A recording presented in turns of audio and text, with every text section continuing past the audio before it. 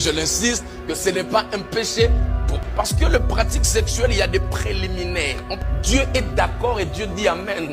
Il n'y a aucun verset. Dieu a créé l'arbre. Dieu n'a pas créé la chaise. Okay. Et l'homme a été créé à l'image, selon la ressemblance de Dieu, pour qu'il domine sur tout ce qui se met sur la terre. Dieu, quand la femme met le pénis de l'homme dans la bouche pour le caresser. Et lécher le sexe d'une femme, ou encore si c'est le sexe d'un homme, c'est un péché? Quand on parle du suçage ou de la suçade, il y a deux expressions. Il y a le mot cunnilingus et il y a le mot fellation. Okay. Le cunnilingus, c'est quand pendant les moments sexuels, l'homme lèche le vagin de la femme. Okay. La fellation, c'est quand la femme met le pénis de l'homme dans la bouche pour le caresser. Et dans la Bible, il n'y a aucun verset qui interdit à la femme de pratiquer la fellation. Il n'y a aucun verset qui interdit à l'homme de pratiquer le cunnilingus s'ils sont mariés, pas des célibataires. Je le dis et je l'insiste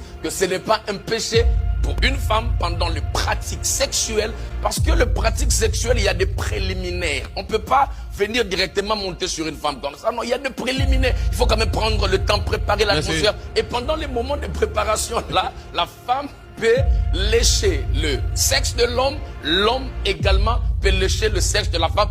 S'ils sont de mariés, ce n'est pas un péché.